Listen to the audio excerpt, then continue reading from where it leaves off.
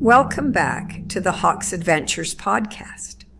Last episode, we talked about the katana problem, AI's tendency to arm Roman legionaries with Japanese swords, and we made the case that AI historical failures are not random. They are patterned, predictable, and systematic.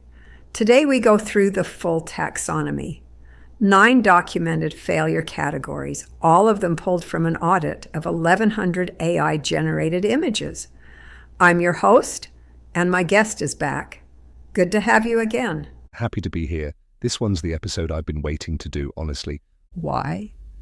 Because the katana is the funny one, the one that makes people laugh. But most of the failures in this taxonomy are not funny. They're invisible until they're pointed out, and then you can't unsee them. And once you know what to look for, you start seeing them everywhere. Let's go through them. 9 categories, starting with the one that the Roman history community cites most. The white marble default. This is the name of the episode for a reason. Ask any AI image generator for ancient Rome, a forum, a temple, a private home, and you will get gleaming, pristine, white marble on every surface. It looks authoritative, it looks classical, it is historically wrong. Why is it wrong? Because it's what Roman ruins look like now, after 17 centuries of weathering. The colour, the painted plaster, the decorative cladding, the surface treatments, all of that stripped away by time. What you're seeing when you look at a white marble ruin is a skeleton.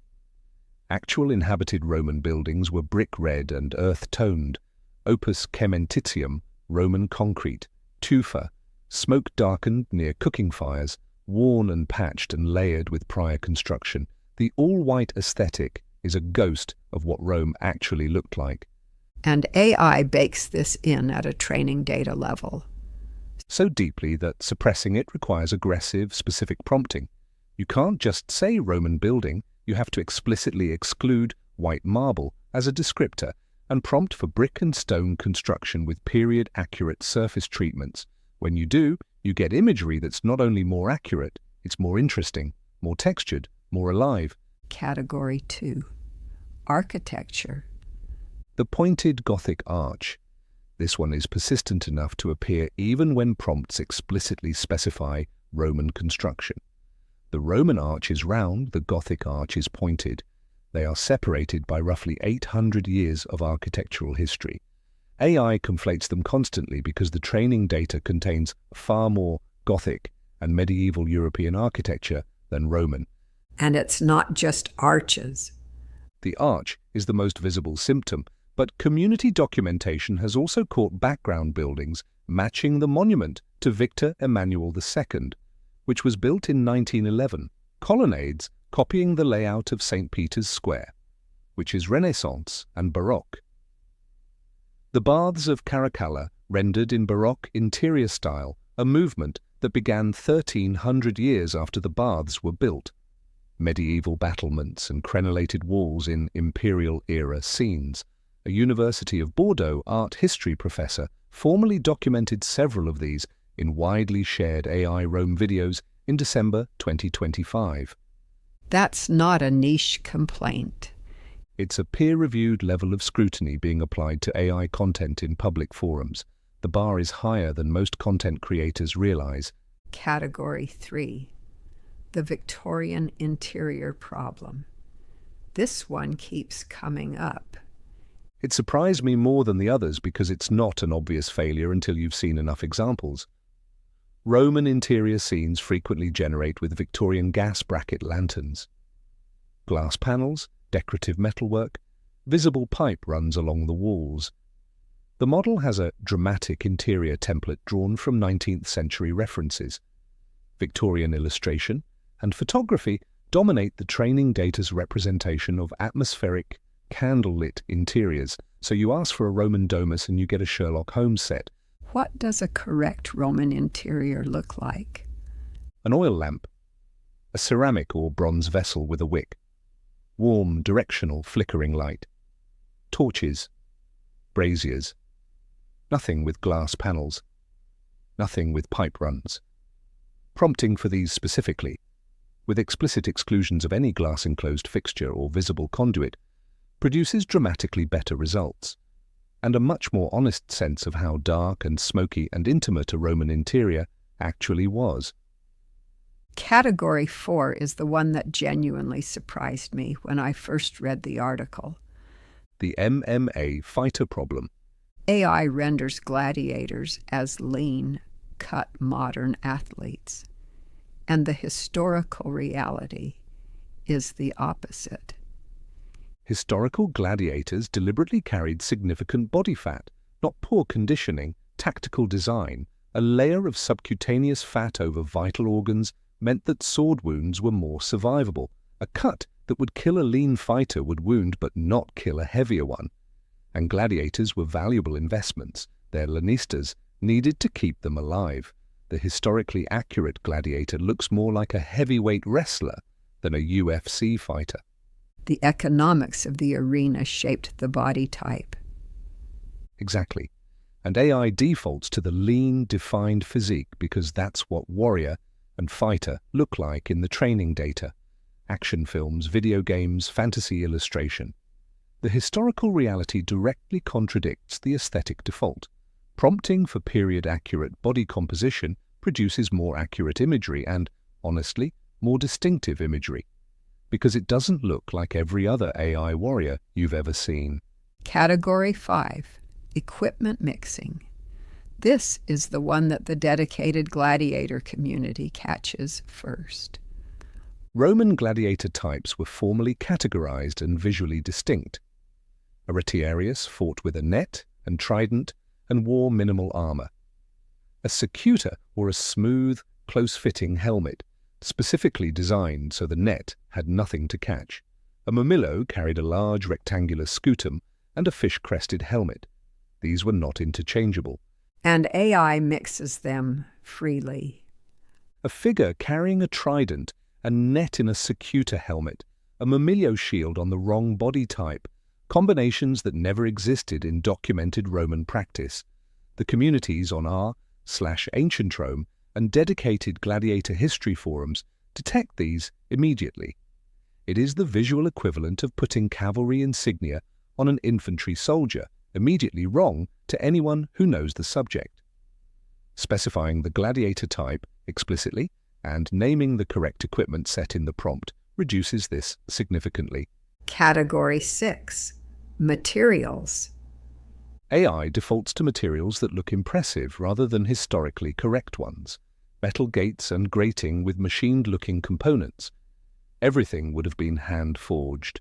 Window glass that is flat and transparent. Roman glass was thick, cloudy, imperfect, used sparingly. Fabric with the wrong weave texture and drape for hand-loomed cloth. Chrome and polished metal finishes that Roman metallurgy could not have produced. The underlying failure is the same as the white marble problem. AI reaches for the most visually impressive version of a material, not the accurate one. Category 7. Civilization drift. This one is the subtlest. And arguably the most corrosive to credibility. AI's training data contains far more imagery of ancient civilizations generally than ancient Rome specifically, so you get images that feel ancient, but they're not identifiably Roman. Greek architectural orders where Roman construction would be used, Egyptian visual vocabulary bleeding into crowd scenes. The image could be Rome, Athens, Persia, or a fantasy hybrid of all three simultaneously. You cited a comment that put this well. AI shows what people think Rome looked like, not what it actually looked like. The training data reflects centuries of accumulated popular imagination about antiquity, not Roman-specific visual evidence. The fix is asserting Roman specificity explicitly. Construction materials, architectural forms, social contexts that are Roman and not merely ancient. Vague period references produce generic ancient imagery. Specific Roman references produce Roman imagery. Category 8. Social class collapse. Roman visual culture was intensely hierarchical. A senator, a freedman, a slave, a street merchant. These people looked visibly different from each other. Garment quality, cleanliness, ornamentation, bearing, the social structure was legible on the body. AI collapses this into one undifferentiated Roman citizen aesthetic, everyone at roughly similar cleanliness and clothing quality. The enormous social diversity of Roman life unflattened. And there's a related failure in the article. Contradictory status signals. AI will sometimes dress a figure in fine embroidered garments and jewelry while simultaneously rendering them dirty and disheveled. These signals are contradictory. A figure in senatorial dress should look like they have servants, prompting for role, social status, and the garment quality appropriate to that status, separately and explicitly, produces more coherent, more legible results. And category 9, the one that cuts across everything else. Too clean, too new. AI generates Rome as if it were freshly built, pristine stone with no weathering, armor with no wear, textiles with no staining or repair. Everything looks like a museum reconstruction rather than an inhabited place. Real ancient cities were worn, smoke-darkened, patched, layered with construction from multiple eras. The lived-in quality, accumulated grime near cooking fires, scuffed leather, patina on bronze, weathered wood, almost entirely absent from default AI output. Prompting specifically for aged, worn, authentic surfaces, and explicitly rejecting pristine and new as descriptors, produces imagery that reads as genuinely inhabited rather than staged. 9 categories, all documented, all systematic, all correctable. Let's talk about what this means for the commercial buyer. Because we established last episode that the person paying $800 for a 30-image print quality pack is a game publisher or a content creator who cannot afford to be wrong. For that buyer, this taxonomy is a checklist. Every category we just went through is a potential failure point in their finished product. White marble in a historical game that gets reviewed by the ancient Rome community. Victorian lanterns in a YouTube video that gets picked apart in the comments. Equipment mixing in a tabletop supplement that gets posted to r/ancient Rome and torn apart within hours. These aren't aesthetic preferences. They're reputational risks. Exactly. And the pipeline that Hawkes built, the 3-stage correction loop, addresses every category in this taxonomy systematically. That's not coincidence. The taxonomy is the foundation. The pipeline is the response to it. You can't build a correction system for failures you haven't documented. Next episode, the 3-stage correction pipeline itself, the exact workflow, the prompt architecture, the audit structure, and the documents available at hawksadventures.com. We'll see you there. Don't miss it. That's the practical half.